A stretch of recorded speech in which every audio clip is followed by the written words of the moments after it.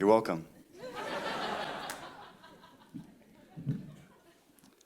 I know you guys are looking at me and just thinking, this guy's an athlete. And I appreciate all of you thinking that at the same time, but it's not true. Although I do love sports. I love athletics. I love athletics. Who doesn't? Who doesn't love to see somebody excel in something? Like right now, what you're watching. It's great, you know? My favorite, if I could pick a favorite sport, it would be backflips. And some people might say, Nick, that's not a sport. Backflips aren't a sport. I disagree. I think they're a miracle, and I'm not talking about trampolines, beanie guy. I'm not talking about trampolines. I'm not talking about diving boards. Those aren't backflips, okay? I'm talking about somebody on the streets alone, on the cement, jumping off the ground, flipping their whole body around backwards and landing on their feet. It's a miracle. Everybody wants to see that, and don't tell me any different. The problem is no one's doing them anymore. And I don't have a joke about backflips. I came out here tonight to spread the word and to create awareness about backflips. And I think this is the best place to do that. So that's enough about backflips. I like to fantasize a lot.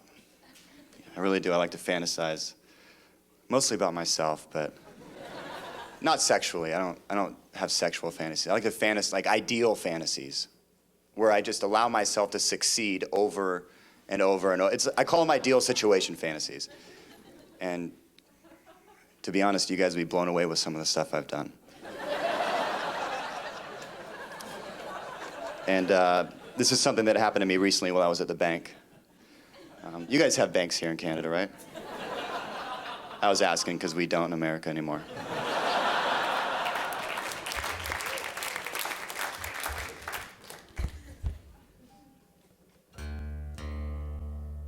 Little more laughter in the monitors.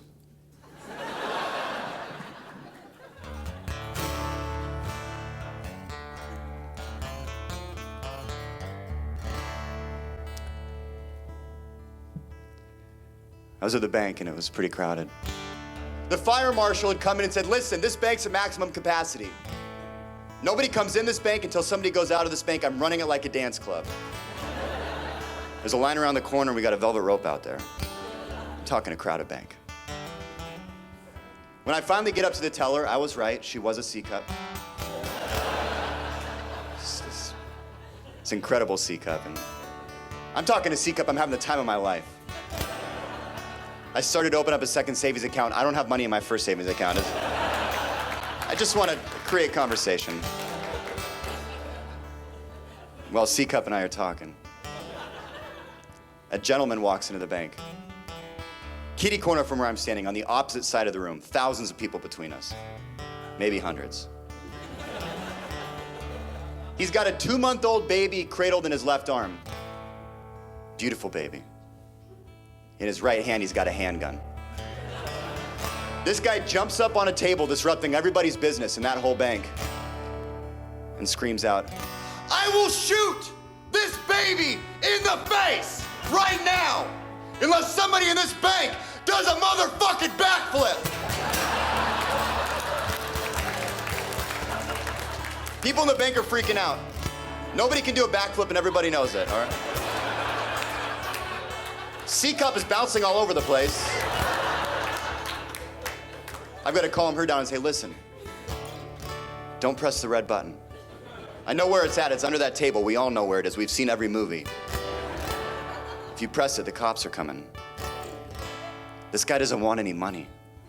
He just wants to see a backflip. There's nothing illegal about that. Last time I checked. Just give me 2 minutes. Let me talk to him. She said, will you come back for me? I said, yeah, now I will. I walked across the bank. Everybody got out of my way. Why? Because people want to see a backflip. That's why. People love seeing backflips. When I get up to him, a circle forms around me right away, like I'm in some sort of dance facility. I looked around the circle. All of my ex-girlfriends were there. I looked up at the guy with the baby and the gun. I said, listen, to be honest, I didn't hear what you said. I was talking to my lady friend back there, and I was a little distracted, so. He said, I'm probably gonna shoot this baby in the face. Unless somebody in this bank does a backflip, and I don't wanna do that. But I just need to see one that bad. And I said, you don't need to explain yourself. We know where you're at right now. I looked over to my right. Cuba Gooding Jr. was standing in the corner. He had a cast on his right leg. He had crutches under each arm. We've all seen Jerry Maguire. We know Cuba can do a backflip, okay? It's on his Wikipedia page. Look it up. And there he is, sidelined in the most important game of his life. And he can't save this baby. And that's when I knew I'm not just doing this backflip for this baby anymore. I'm doing this backflip for Cuba Gooding Jr. and for his honor. So I looked back up at the guy with the baby and the gun, and I said, here's your stupid backflip. And I just jumped. Step one. Started leaning back, step two. Next thing I know, I land on my feet, everybody sits down. They stand back up, that's a standing ovation. They let me keep the baby, I didn't even see that coming. And as I'm walking out of that bank for a late lunch with Cuba, C-Cup comes running up behind me.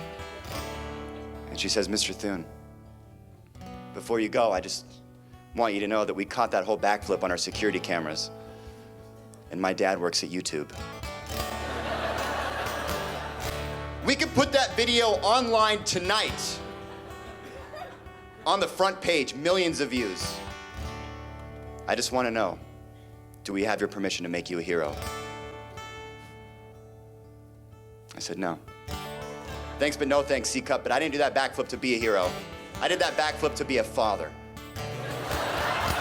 And right now, the most important thing to me is that I be a good dad to Nick Jr. and I be a good friend to Cuba Gooding Jr. So thanks, but no thanks. Let's go, Cuba.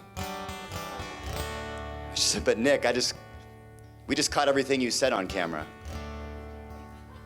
I said, I know. Now you can put it on YouTube. Thank you very much.